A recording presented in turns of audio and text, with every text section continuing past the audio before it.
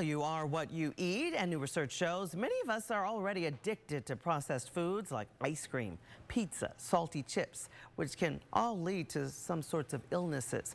Channel 2 investigative reporter Sophia Choi looked at the data and learned who is most at risk.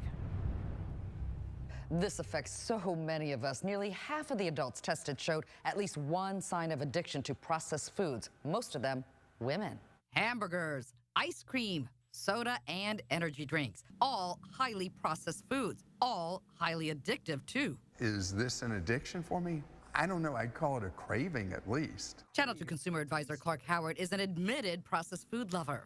This tastes great to me. I sat down with him for lunch. On the menu today, a hot dog for Clark and fried chicken for me. I have a terrible diet. Clark changed his diet after a cancer scare. Because the only green I ever liked before was money. And then I had to learn there were food groups that were really good that were green. He cut down on processed foods and lost 50 pounds, but he still craves them and eats them, including ice cream, just not as much. You're not getting between me and vanilla caramel fudge.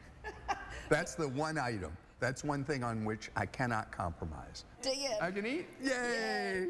Like Clark, a lot of Americans can't kick the cravings, and there's a medical reason for that. Researchers say dopamine in your brain starts pumping even before that first bite, triggered just from the smell or even a fast food logo. It really spikes the reward and motivation systems of the brain in a way that truly mimics what we see with ethanol, like in alcoholic beverages, or with nicotine, like in cigarettes. And that's by design, according to a new national poll on healthy aging by the University of Michigan. For decades, Big Tobacco was the biggest producer and marketer of processed food in the world. So it really is the same playbook, just with a new substance. And just like cigarettes, researchers found processed foods can lead to all sorts of illnesses like diabetes, heart disease, even cancer. The study randomly surveyed 2,163 people between 50 and 80 years old and found 13% met the criteria for addiction with at least two symptoms, like intense cravings, the inability to cut down, and signs of withdrawal.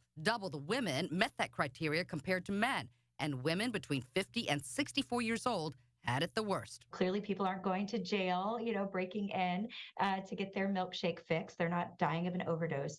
But about 300,000 people a year are dying from preventable disease. And scientists say the earlier you start eating processed food, the stronger the addiction. We see that over half of children's calorie intake in the United States is from these low nutritional value, but highly intensely rewarding, highly processed foods. Clark and I both grew up on fried and processed foods with little nourishment, but packed with plenty of calories from salt, sugar, and fats.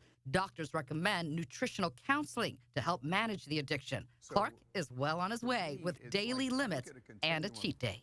I was a low F in how I used to eat, and now I'd say I'm probably a C-, which for a Southern boy, that's real progress. Because so many people are addicted to processed foods, researchers want doctors to start screening for it with the same questions used in the study. Back to you.